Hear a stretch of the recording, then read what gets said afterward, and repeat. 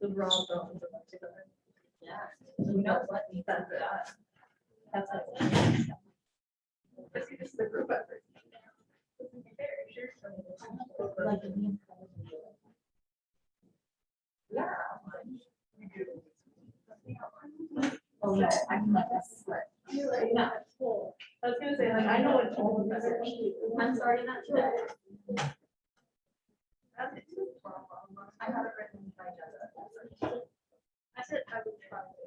I'm not starting today, because I'm not gonna jump until like 8 o'clock tonight, because that's our resentment, like. Yeah, and I have a lab right after this. So I hear all Not even until 8 o'clock, when we start, starving army.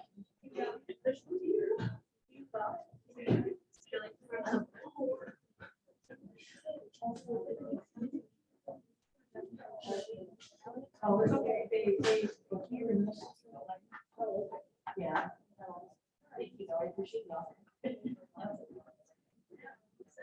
Okay, people, we're almost on time. Many people told me if I start early, we finish early. Okay with that. So, a new chapter.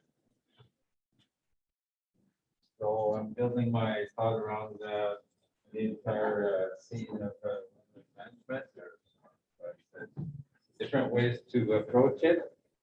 That's why there's so many textbooks on the subject. So, of course, I'm giving you my take on it, and that means that the material is, PowerPoint is mostly my own creation. So basically, it's not typically taken from a textbook. But of course, you'll recognize the jargon. Okay. Read on wildlife management forever. So, let's see what we have.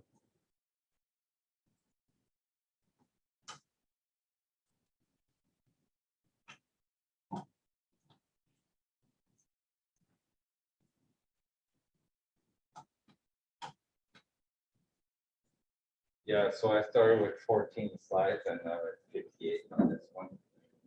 So, good thing you're not taking for it next year. So, of course, it's sort of an overview, but I'm giving you the, with my background, scientific background, definitely. So that's my take on where I would contribute the most. For example, literature review like you've been doing, something you could be doing tomorrow for wages. Reviewing and educating people, that's what we've been started doing yesterday with the oral, so that's what we talked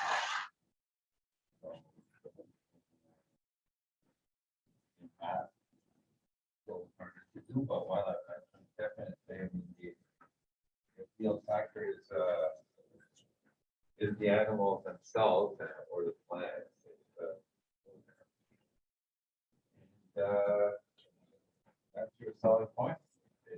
So the tough part is to decide what to do when there is wildlife management issue. So setting the basis to recognize that there are some scenarios, I call them, or issues, and they can be categorized. So I'm trying to simplify the plan in a few items to see where we stand. So basically, it's like the dichotomy tree where, well, is the animal desirable? Yes or no. Is the animal, abundant? Yes or no.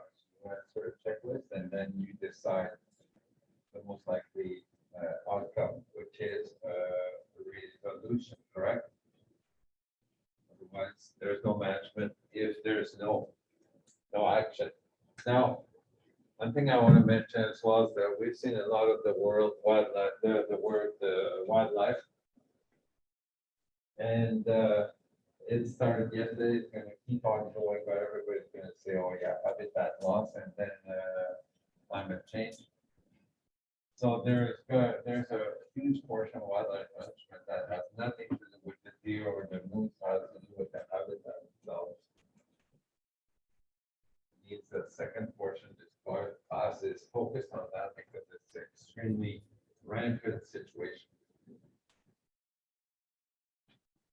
kind of take the nature of woodland.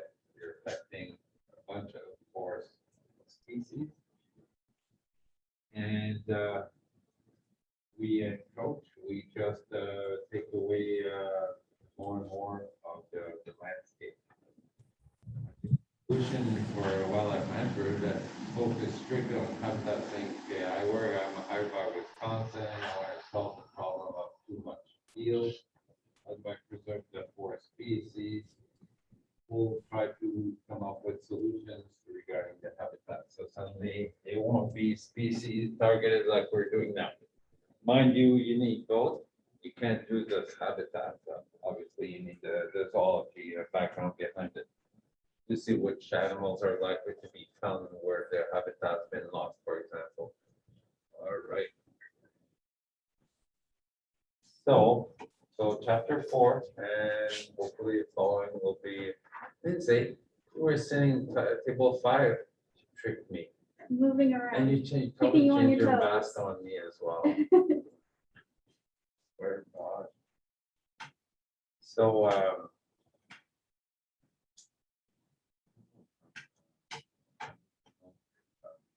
for a second here. Yep.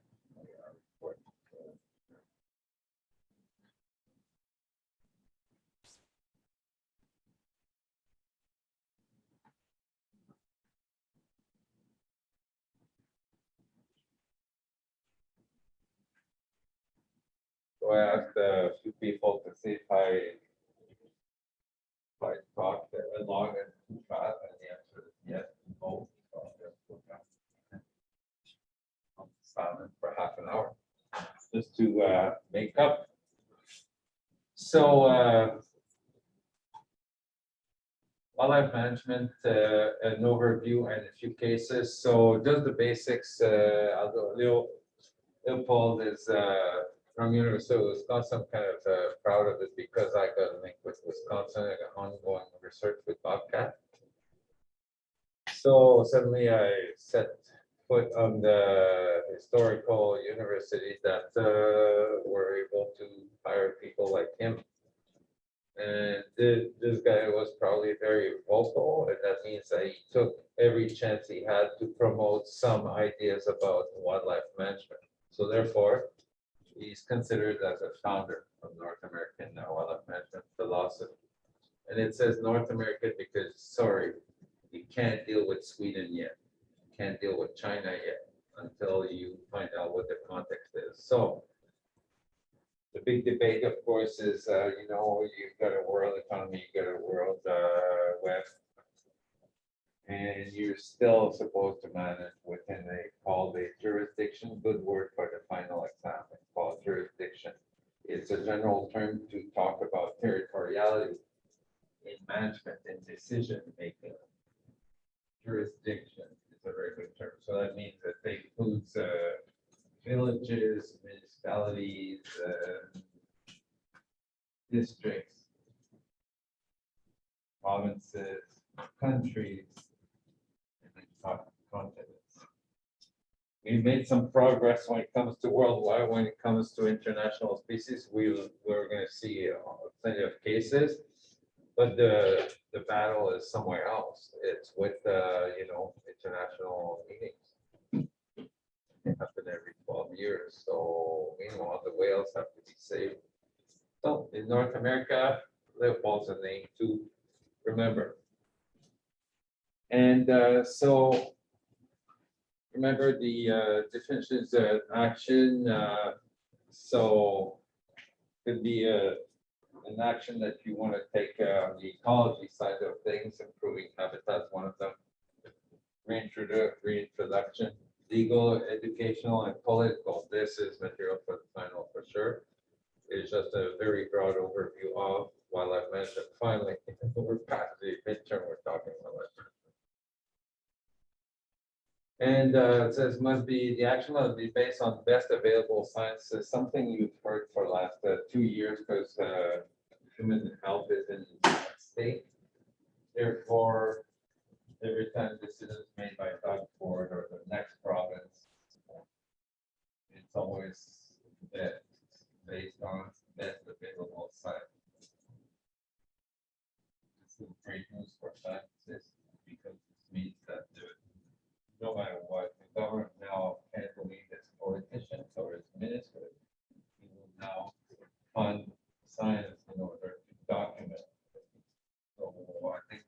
plenty of opportunities in the near future for better science. And better science meaning more helicopter time, for example, more snow machines, more quads, more traveling in order to cover vast expenses, so we get better data. Did I say the word data? I hope you all have the very basics of what science is. So in one word, it says anything that's measurable. You can't measure it, but you can't make it science. You can't swear to God.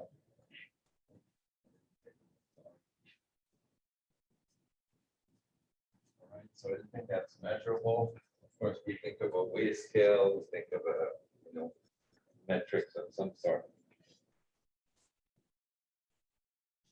And then second word, of course, Michaela would say repeatable as well. So you measure it and you swear that somebody can repeat and obtain the same value on exactly the same thing. So measure a skull, measure it twice, it should give you the same value. Unless you're like me and dyslexic, so that's what on my publication rate for sure. You mean 78 or 87? Can't tell. All right, so we're still in the overview of wildlife management. So remember interaction situation scenarios requiring intervention. So you remember these terms that are extracted straight from principles of ecology, which is basic interactions we can have between species. It applies to human and other species. So is the animal a predator? That's not good. Minimal tolerance from humans, correct? I hope you understand. Now, let's put aside all the fundamental values for any kind of life form. That's in the background. That's a given. That's a given. It's, I mean, every biologist should advocate to protect life forms, correct?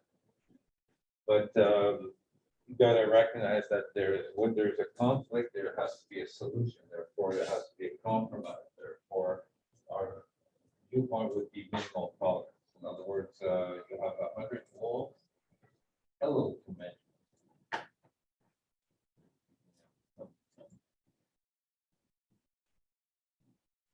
Competition. Cases of competition. I hope we're going to see some. Every time somebody says, I don't know, I talked about Lamprey yesterday. Good job. It's competition when the salmon goes to the lamprey, not to you. So at some point you mentioned that there were, I think, 6 of 7 fish that are going to die from the lamprey. You were there. Competition, there's a minimal tolerance as well, so it's food taken away from us, for example. It could be landscape as well, so occupancy by other species. So it's taking away space or resources, all right? Space or resources is a good way to approach it. It includes food, shelter, and so on.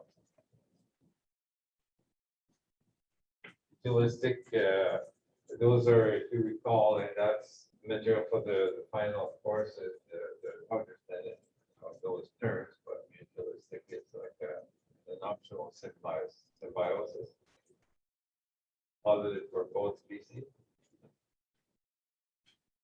But I put a question mark because I don't know if it's too many cases. And symbiotic, question mark, commensal, relatively high tolerance, for sure, lots of cases, I think you said the word tolerance. Put that in bold as well, commensal, neutral, no management. So, in other words, this little quick table, I tried to put them in some order. So, which are the priorities, the ones that cause the most conflict, right? And there would be the top one. So, prediction is not about you.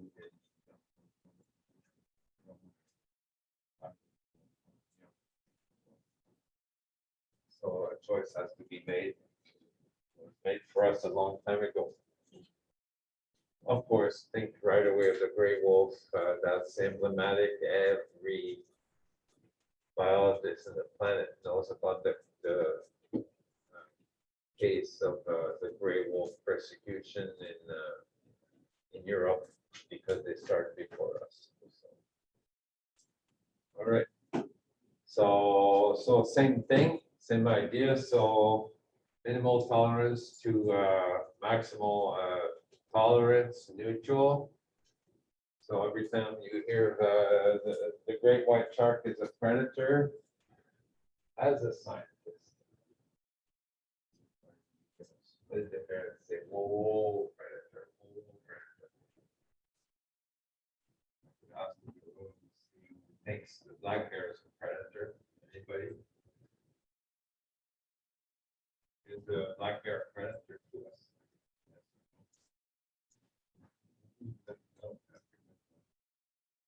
Had the mother of the tour jogger who got mauled by a bear and said what she did. She's afraid of bear. Yep. Very touchy, you see.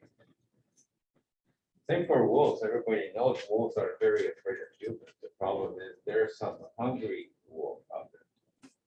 Haven't eaten for 9 days. About to die. Wow. And the odd case.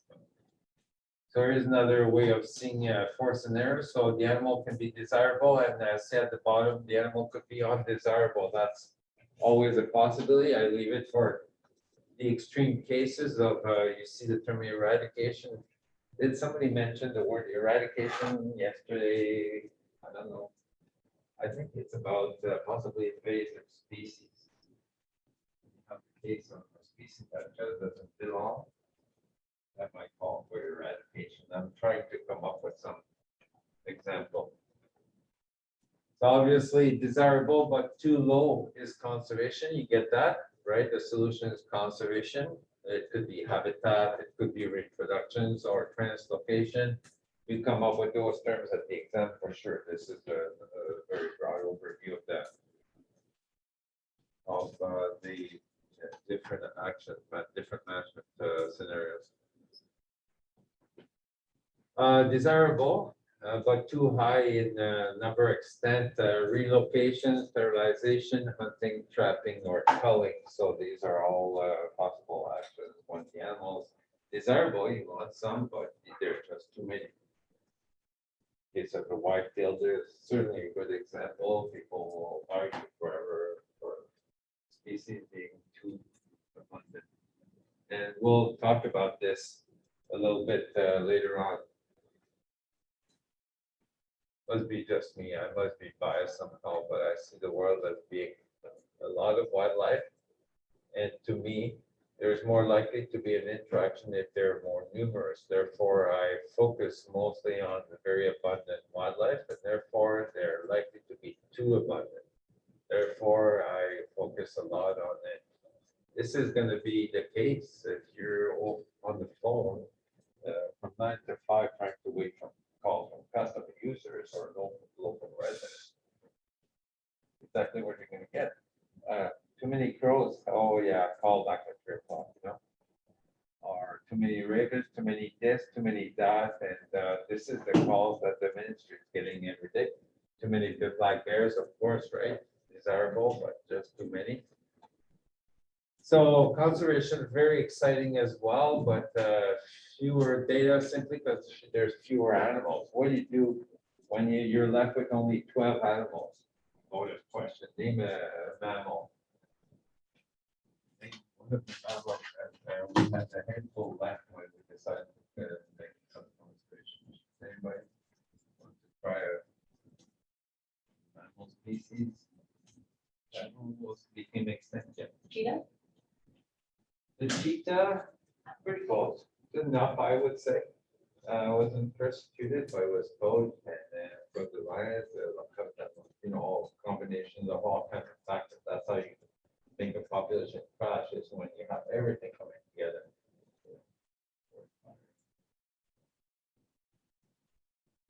Maybe not that handful. I think Tim Carroll was a guy who, an American who spent 30 years just doing just that Jeep, coffee at 8, Jeep at 9, and come back at camp at night, and he was doing cheetah, he's the road to book on the carol. Everything you want to know on mortality rates, dogs, and everything is very exciting.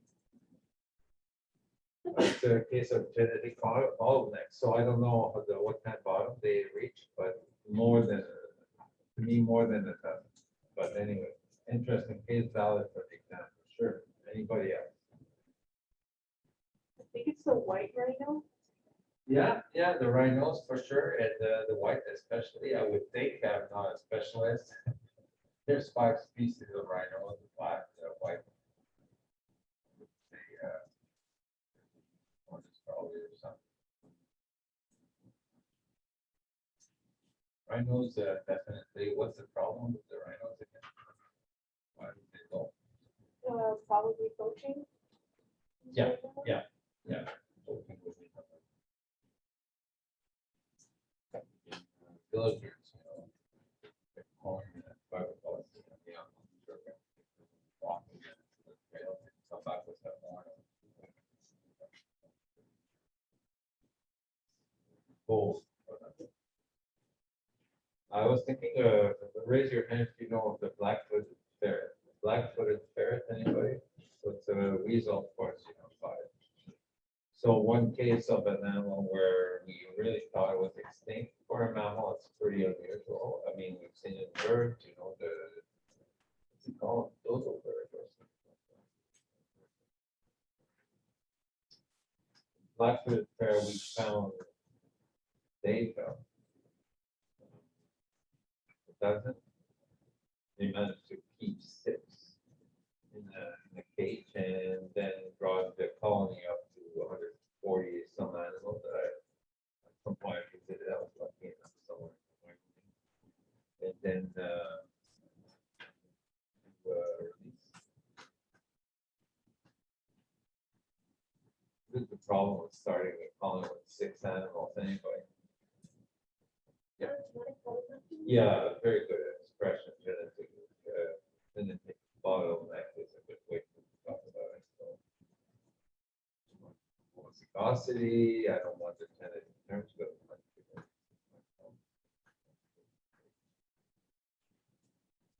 gene pool, very limited gene pool. So if you have a 6 digit cat in there, probably just gonna look like. All right, conservation, very interesting. And then these are very interesting when they're too high for a biologist. It's a gold mine. You know, I mean, oh, we gotta get rid of those geese. Oh, you're putting out nets. How about I measure some of these animals before you move them? So we get tons of data from people using or translocating or so on. So again, the keyword is being too high. So at least we know the biology of these animals a little better than. I was thinking giant pandas, you were looking for a species that almost became extinct, giant panda for sure. And then lenses are both high in number, culling and translocation as well. So quite redundant. You see, I'm gonna go through here those scenarios. So I got 4 scenarios here. I'll probably go through 3 of them or something. I'm not sure. I'm learning this stuff as so the scenario is conservation. You have to know these groups right here. So World Wildlife Fund for sure. International Union of Conservation of Nature, and then we're going to go through Koala, Cheetah, and whales. So here's some details on each of these organizations. So experts in policy. What is policy? Anybody wants to try it? What is policy?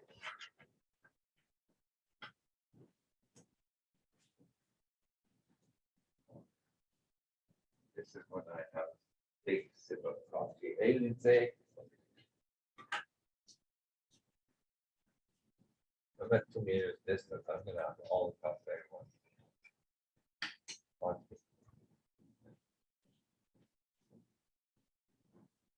Policy, anybody, about the regulations, good answer at the exam.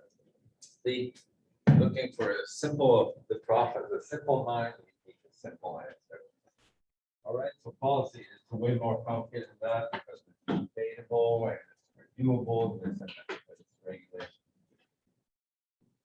So policy making is about converting some science into regulations.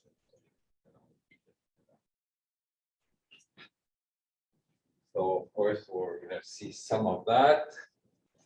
I see wildlife trade advocacy, you get that? Wildlife trade advocacy, that means that you have to lobby against wildlife trade, or you have to monitor wildlife trade advocacy, and I'm giving you some of the, expertise an employer would look for. Think about wildlife trade. Hopefully you're gonna say, yeah, I mean, product species, lots of illegal stuff. Lots of, yeah. An easy point for the final, the word aphrodisiac. Doesn't sound appropriate, but that's what it is, right? So name animal part, because I mean, we're covering animal and animal part as well, but it's got the part, an animal part that's created for properties.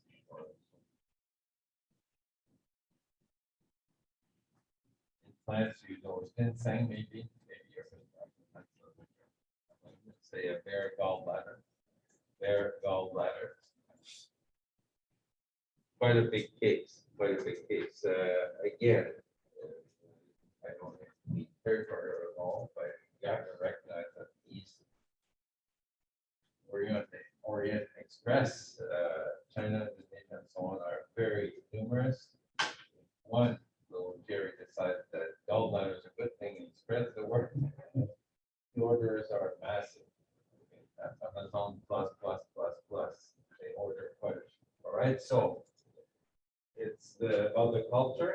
I'm not going there. I'm respecting it entirely, but the fact is that if bears are taking them out, you just worry about that. Not to help, not to stop. And communication, so you have to be able to communicate as well. So any job in wildlife management will require that you go online, on the radio and so on, you become a rep.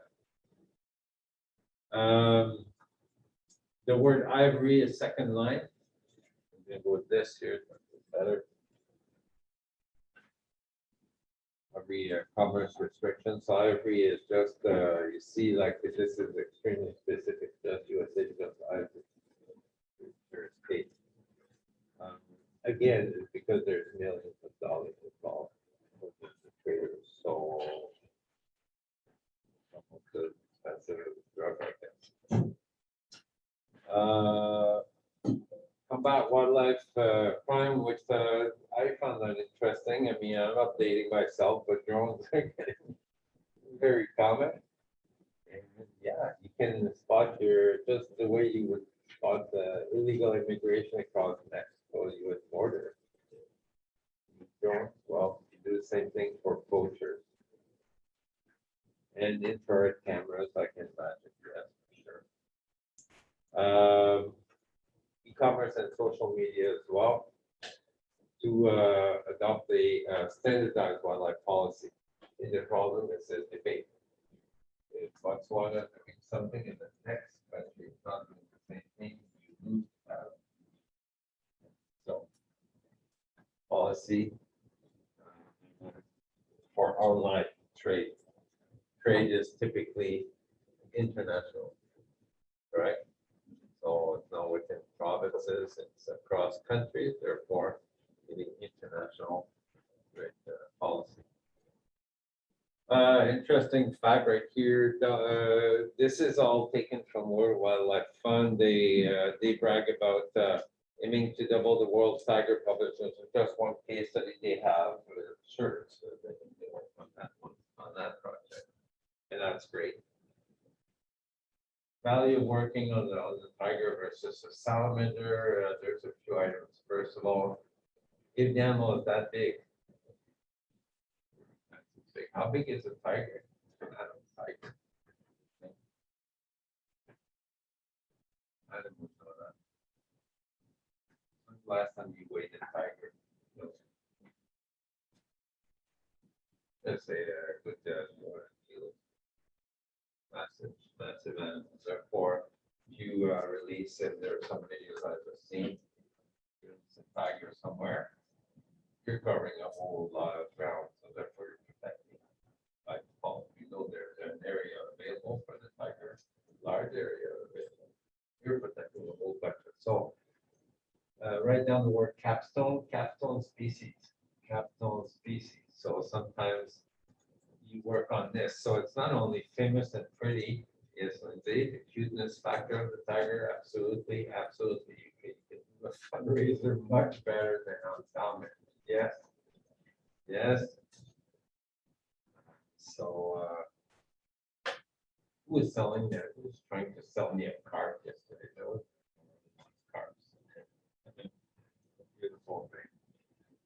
So 10,000 hectares. A hectare is 100 by 100 meters. That's very basic, very important to remember as well. So 10,000 hectares of forest looks like a township here. If you know what a township looks like around here, 10 by 10 kilometers. So this is for, and obviously it becomes untouched. What's the point of spending 10,000 for it?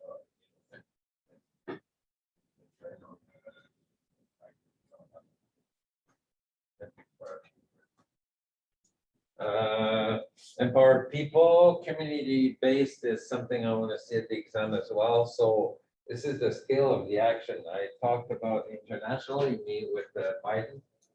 That's international agreement, right? So very, very large scale worldwide for international species, but many species have to be dealt locally. Jerry will talk to his president and the next president, and every community will suddenly manage problem. Cut fewer trees, plant few trees, irrigate or drain, and so on. So community involvement, very important as well. So this is true here as well.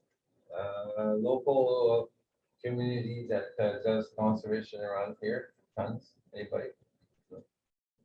You're right. And Charlotte is not doing any conservation. Eating the birds, eating the bears. Let's say the birders are usually the happy volunteers. That's what they do. They get up just to go and put up and watch wildlife. They build nest boxes, so typical conservation would be and voluntary community action. They don't care about what Parry Sound is doing. They're taking only of the Sudbury birds. But at the same time, they can deal with Alberta and say, you know what, we lost our peregrine falcons. How about we buy a couple, which we did, correct? Yeah, everybody's amazing. So Laurentian right here, the Parker Tower up top has 12 floors, I think, at the very top. And they put maybe, I would say maximum of a dozen of peregrine falcons bought from Alberta. That was about, well, it's already old, probably at least 20 years old. Put them in a cage just to get them acquainted with the area and see, okay, this is likely, built a bad place to shoot. And then they released the animals and they were tagged, so we got the animals back. So therefore we rebuilt the population of a peregrine falcon in the area. Sudbury only. You don't need to talk to Parry Sound when you do that. So local needs very important as well. You see local needs and interests. People have the knowledge, local knowledge a lot. So therefore, managing locally is not a bad idea if it's communicated properly. You got to be transparent about it, you know, hiding. World Wildlife Fund cares for ivory for sure. We're talking 20,000 people, elephants a year taken down. The market is in, just to confirm that the east. I don't want to point to specific countries, but the east is in high demand of these products. There are numerous people, and it's part of their culture. Very hard to change. And they seem to be targeting Thailand in particular. The International Union of Conservation Nature, of course, you'll have to understand the acronym. Just be able to give me the acronym, you know, the meaning of the acronym of the so.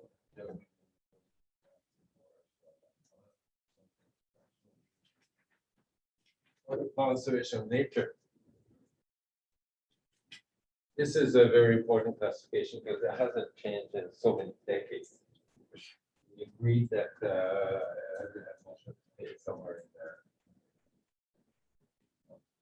Nature, or we have a section on plants. Forest.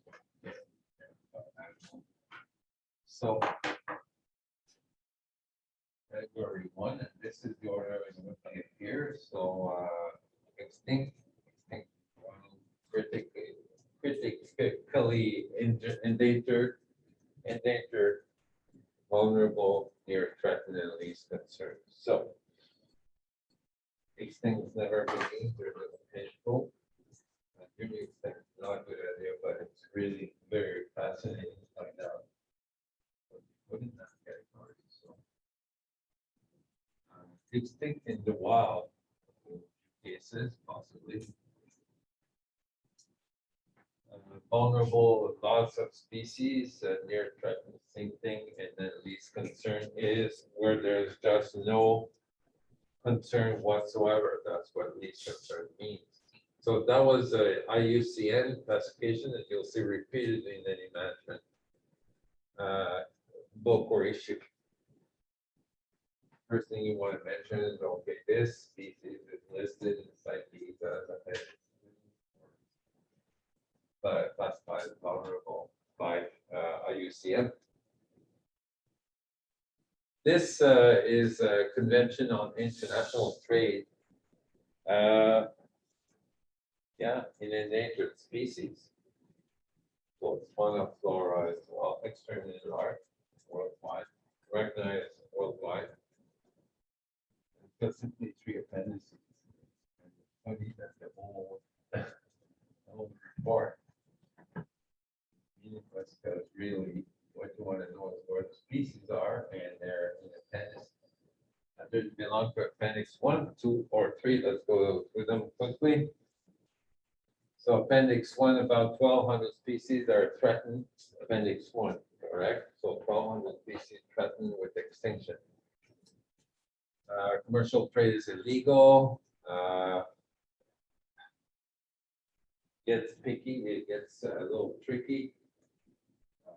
Let's see, you have a wild species that's threatened, but you have some in captivity, so you have to be treated differently for trade. So this is why the third line says captive bred animals are considered appendix 2 and not appendix 1. The species, let's look at some species. I don't want them all for sure at the exam, but the list I see 4, 8, maybe 11. I could ask for 4 at the exam.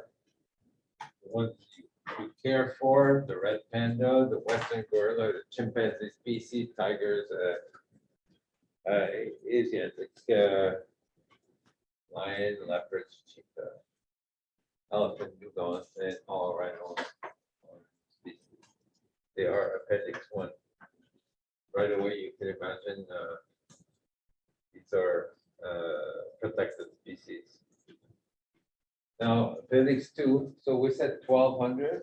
Make yourself a little summary just to see where the CITES is putting their adverts. Appendix 2 comes around very often. Why? Because there's 21,000. they're not necessarily threatened with extinction, but may become so unless trade is subject to strict regulations and policies we're talking about. Alright, so, that means the population are viable as it is. The problem is there's a rampant attack on the population, therefore they are threatened. Right? So the numbers are good for now, but very fragile. Some species are more vulnerable than others. The wild boar is especially vulnerable, it can fend for itself. Let's see what else is interesting. I suppose it says that in practice, many, maybe you can write this down, many 100,000 species, 100,000 or sorry, 1,000 appendix 2 animals are traded. So there is a trade on appendix 2 animals. The thing is, there's a red flag that's being raised. This animal has a paper that says animal, therefore it's under strict surveillance. So where it comes from, where it's going, and the care of the animal while being shipped. Example of species, I'm gonna ask just for 2 here because I didn't list too many, but I mean, American black bear is an appendix 2 species. The zebra, an iguana, scorpion, and a monitor is a lizard.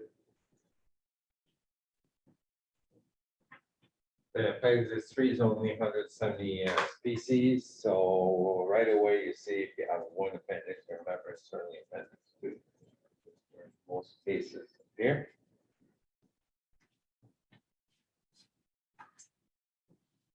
This is a special case where there's a provision for unilateral decisions.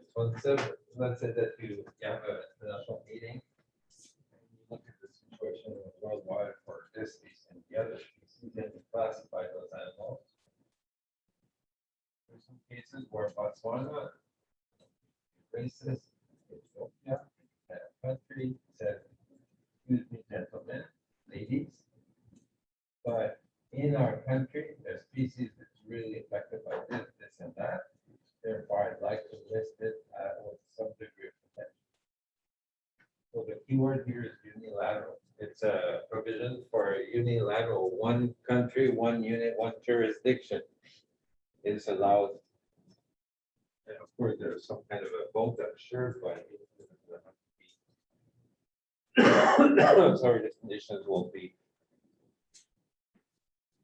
very different. For example, so CITES will accept this species listed in Appendix 3, even though the species, line 2, species are not necessarily threatened with global extinction. Example of species, Costa Rica, you see how the names of the countries show up, the jurisdiction. So Costa Rica has to protect the two-toed sloth. Makes a lot of sense, especially if that country is the only country that has the species. Think about it. So, and that's Appendix 3. So that means the rest of the countries don't have an opinion on it. They just say we support your action because it looks like the data to Ghana for Tatunga that I've never seen, the civet right here, and alligator. Snapping turtle. Apparently, the USA have claimed to protect this species. I don't know if you know your turtles. I don't know this one.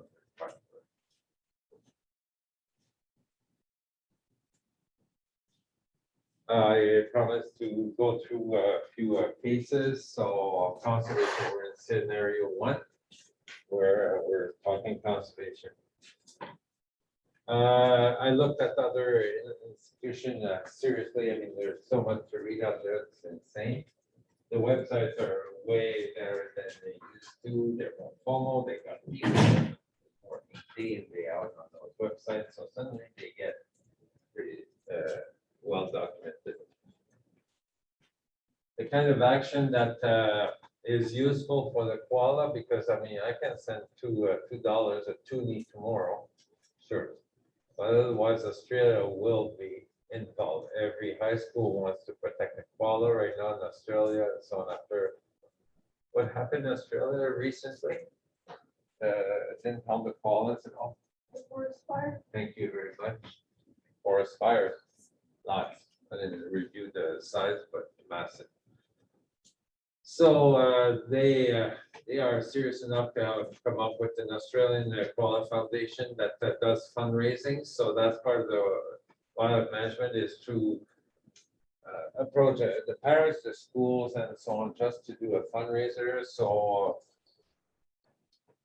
something that you haven't seen before. I'm just saying, if you plan on having children one day, you'll realize how much of a slave you become, because your wallet, if you go to a zoo, you will not do the gorilla without stopping at the shop, right? The little souvenir shop.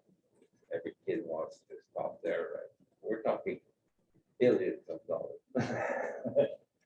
So if every dollar for every miniature koala you sell $12, $1 goes to saving a koala, you're looking at a serious amount of money. So fundraising is very important, the way it's being done. Koala concerns are lucky. They're looking at a cute animal, correct. So easy to sell for sure. Online shop, you can shop online, or even better. You can donate. Ecotourism is something I'd like you to leave you with. I mean, it's everywhere now. After the epidemic, but still, ecotourism raises a lot of money. So, and it's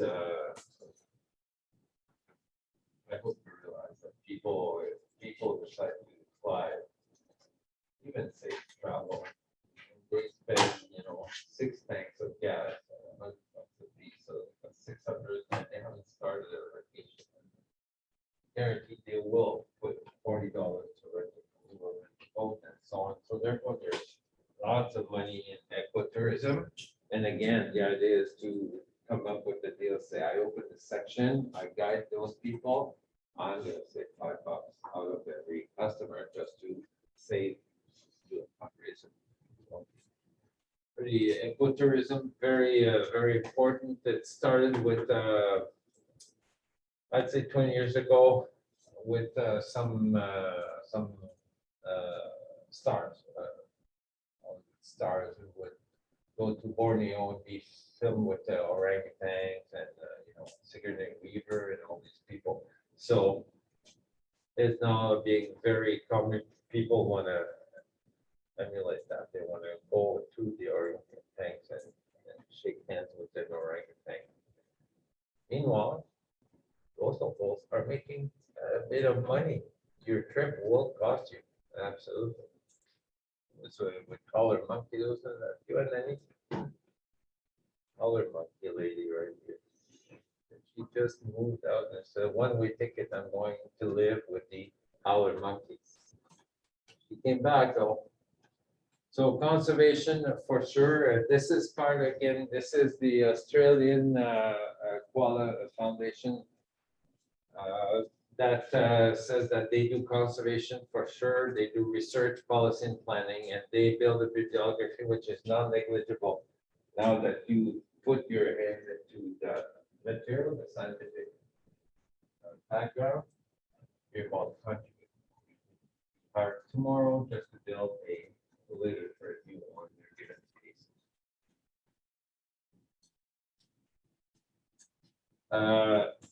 AKF, not to mix with KFC, stands on koala relocation calling. So they, of course, they advocate, and there was a locality somewhere in Australia where the koalas were just too abundant, and the government solutions, Victoria, Australia, has been calling you know, of course, now culling means removal, sacrificing a few individuals.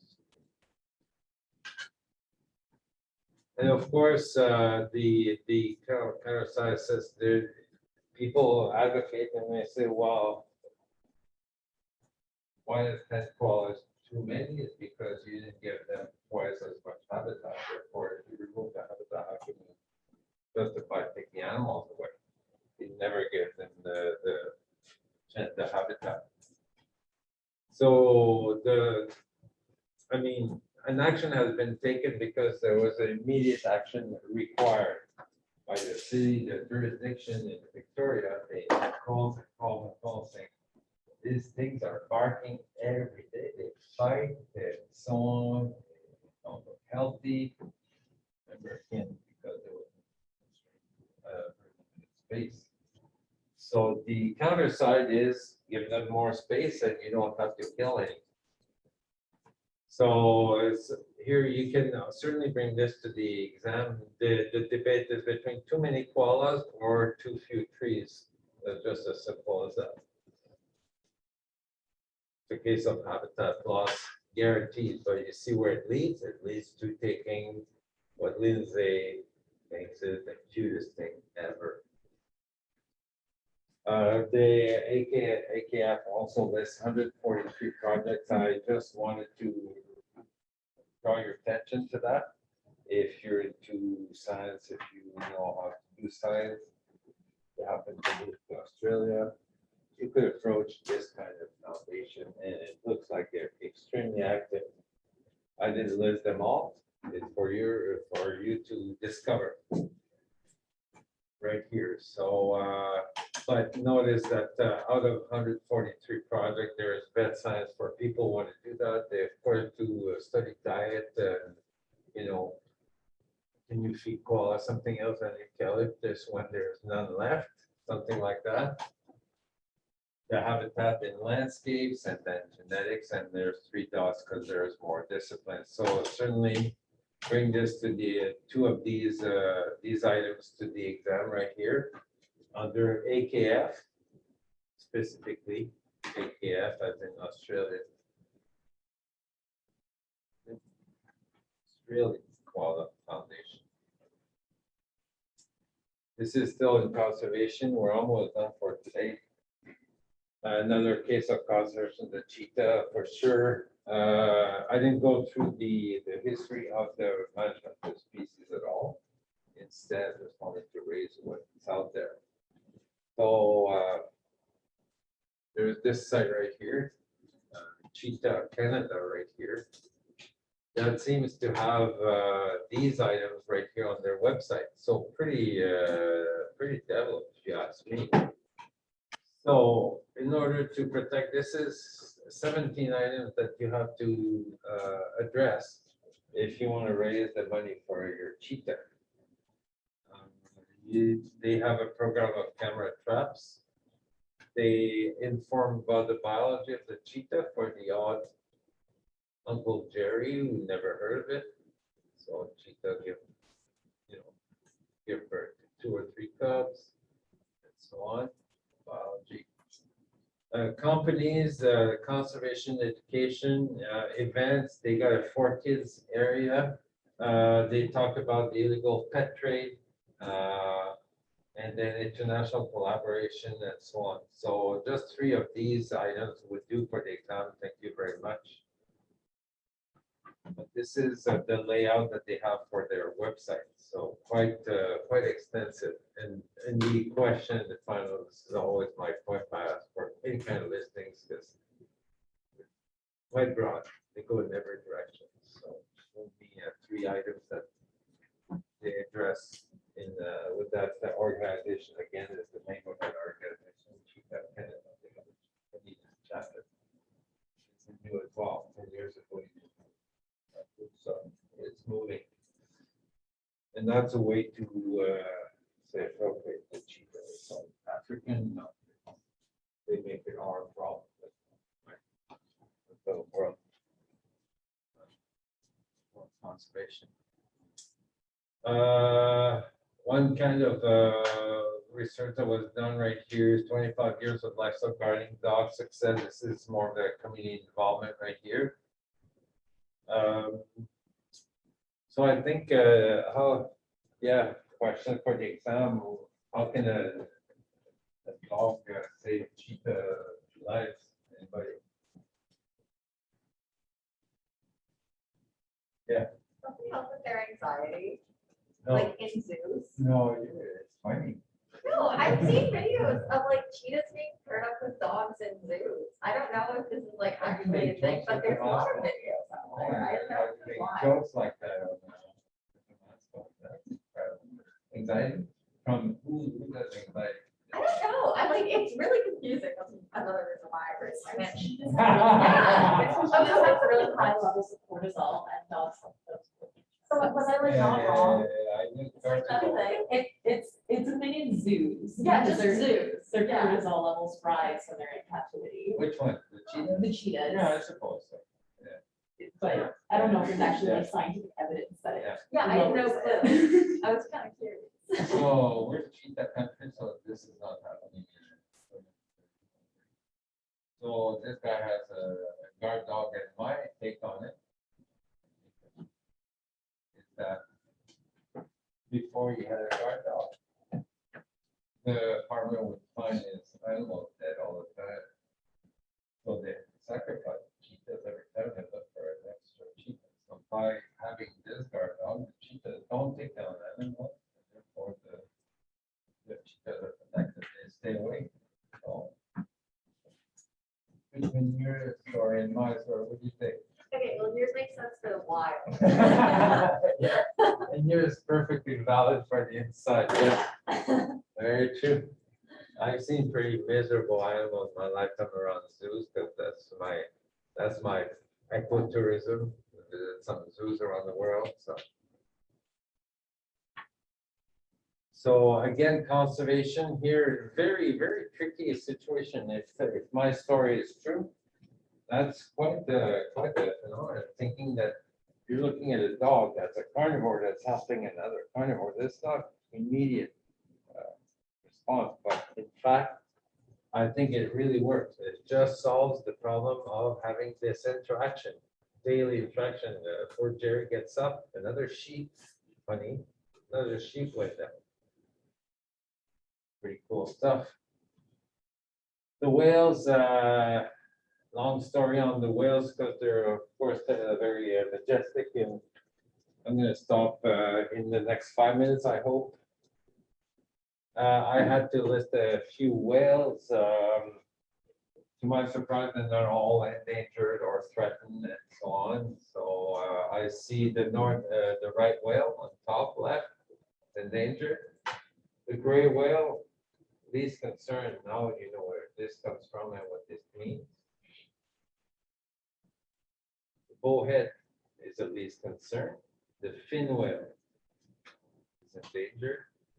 And for some reason, the numbers are staggering, so I still have to look into that. So, I'm suspicious that 50 to 90,000 animals that they're endangered.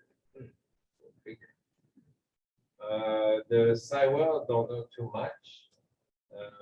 Endangered, don't have numbers for it. Blue whale, endangered at 10,000 to 25,000. So not everything else will be at 12 animals before we get endangered.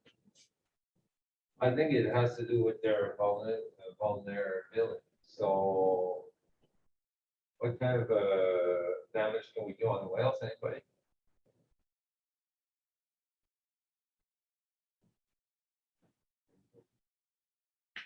What kind of damage can we do on whales that the numbers could go down? Really? Yeah, absolutely. Number one, but what's the situation with that right now? Do you think there's whaling happening? In international waters, yeah. So I think they have come up with international agreements. We still have to be respected, just like say for global warming, and they sign a piece of paper and There's still lots of stick to people. their promise. I'd be tempted to talk about the Japan, but I don't want to be racist again. My David jail. go back to jail. No. So, so the blue whale, of course, is the very large one, and that's endangered.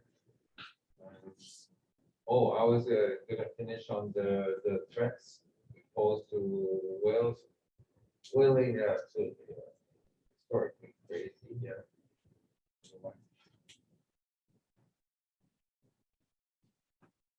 Locally, we have a phenomenon where whales, the whales from the world come to the St. Lawrence, the Gulf of St. Lawrence. So we're visited by the blue whale, the minke whale, beluga population that don't have a problem with the Gulf. And what is that problem? Okay, Boats, boats, yeah, ship boats, and what kind of boats? big ones. Yeah, there's big ones for sure, so all the cargoes for sure, yeah. But, funny enough, the tourist boats are a problem. Because now people pay $60 to be for 3 hours on the boat, hoping to see a whale. Here's a whale, and 120 people go on the same side of the boat, capsize. And they want the captain to just floor it, to go and see that whale. So they have to come up with regulations saying you can't, and the Coast Guard are right there with their binoculars and measuring distance with GPSs to find out, patrolling around the whales, and they know their whales by now, so they might have a catalog of 300 or 400 whales, but they know them. So only back this year, and they radio each other, and the ecologists are on zodiacs and saying Jerry is moving towards this area, away, so they're online and stay away. So disturbance from the noise. So the ship could be physically a threat. So that harming the whale itself. The noise is a problem. Interference, generally speaking, in say navigation. So the whale has to shift and suddenly it's disoriented. All kinds of issues. Beluga is a long story. It says near threatened 150,000 because James Bay and Hudson Bay have them. But again, St. Lawrence has a population of about, say, 500 animals. It's always been there. So people think it's a local, it is a local species. But you have 500. Again, I'm going to leave you with this and I'm going to stop here. Is 500 enough? I want to examine one expression of 3 words that describe the target you want when you decide your population. There's enough animals in the population. And it's called a minimum viable population. MVP, minimum viable population. So it's not called you where for each given species, no 12 will not do it, no 200 will not do it, no 2,000 will not do it. We're talking, of course, gene pool, right? So I'll stop right here for today. Thank you guys.